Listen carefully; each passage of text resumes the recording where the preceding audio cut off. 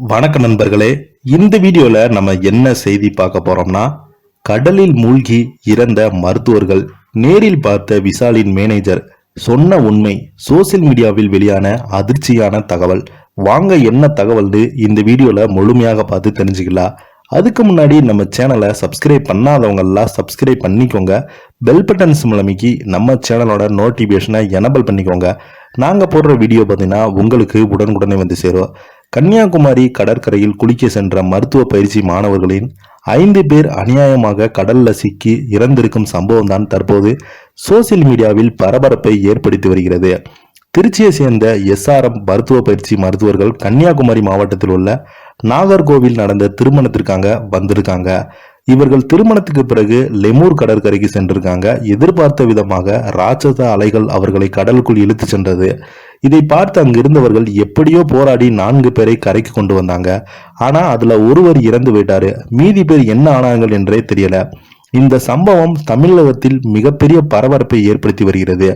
இந்த நிலையில இது குறித்து இவர்களுக்கு உதவி செய்த நடிகர் விஷாலுடைய மேனேஜர் ஹரிகிருஷ்ணன் கூறியிருப்பது, 4 பேர் போராடினாங்க. அதுல ஒரு பெண் பல மணி நேரம் போராடினாங்க. நாங்களும் போராடினோம். இருந்தாலும் எங்களால் காப்பாற்ற முடியல.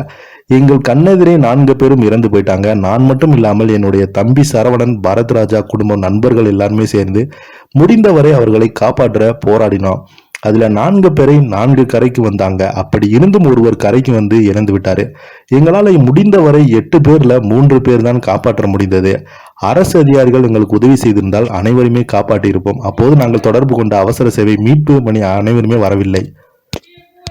இந்த நிலையில விஷாலுடைய மேனேஜர் பாத்தீங்கன்னா அதோட அந்த இடத்துல எந்த ஒரு அபாய அறிவிப்பும் இல்லை என்று அவரு அந்த பேட்டியில சொல்லியிருப்பது மிகப்பெரிய ஒரு சர்ச்சையாக ஏற்படுத்தி வருகிறது.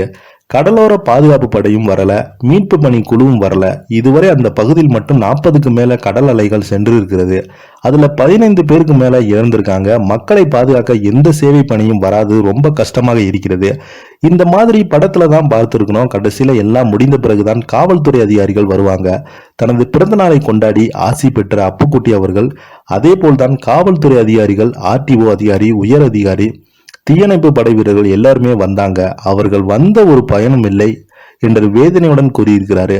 மேலும் இது பிரவீன் ஷாம், காயத்ரி சருகா, வெங்கடேஷ், சர்வதர்ஷி ஆகியோர் இறந்து இருக்காங்க. இவருடைய உடல் மருத்துவமனைக்கு பிரேத பரிசோதனைக்காக அனுப்பப்பட்டு இருக்கிறது. மேலும் இந்த சம்பவம் தொடர்பாக போலீசார் தீவிர விசாரணை நடத்தி வராங்க. இந்த சம்பவம் பார்த்தீங்கன்னா தமிழ்நாட்டில் மிகப்பெரிய ஒரு அதிர்வலை ஏற்படுத்தி வருகிறது. இந்த வீடியோ உங்களுக்கு பிடிச்சிருந்தா லைக் பண்ணுங்க, ஷேர் பண்ணுங்க, கமெண்ட் பண்ணுங்க. நீங்க என்ன நினைக்கிறீங்க கீழே உள்ள கமெண்ட் பாக்ஸ்ல மறக்காம பதிவிடுங்க. நன்றி, வணக்கம்.